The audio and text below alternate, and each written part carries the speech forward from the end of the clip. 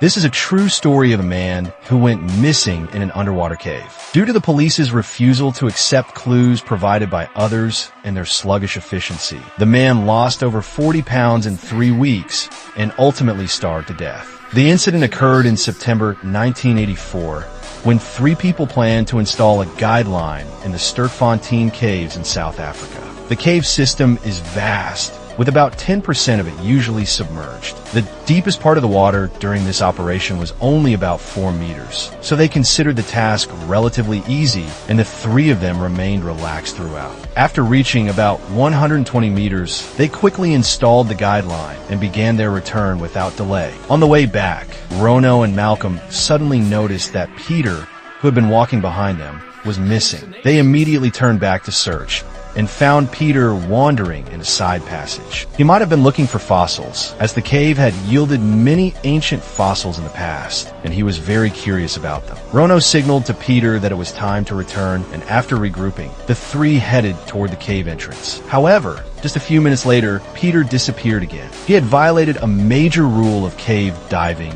by repeatedly leaving the guideline. Although Rono and Malcolm were frustrated by Peter's behavior, they understood his curiosity and decided to search for him again. They spotted Peter's light in a nearby passage, and the 3 returned to the main route. But after swimming for a few more minutes, Peter disappeared once more. This time, Rono and Malcolm decided not to search for him and waited in place. After a few minutes, Peter still hadn't returned, and they began to worry. They searched each side passage, but found no trace of Peter. They continued searching until their air tanks ran out, then replaced them and resumed the search. For hours later, the fire department's divers arrived. However, after hearing Rono's description of the situation, they were unable to conduct a rescue due to their lack of expertise. It wasn't until evening that the police divers took over. By 2 a.m., Rono and Malcolm, having spent too long in the water, began to suffer from hypothermia. The cave water had also become murky from repeated searches, forcing the police to seal off the site and halt the search. In the police's view,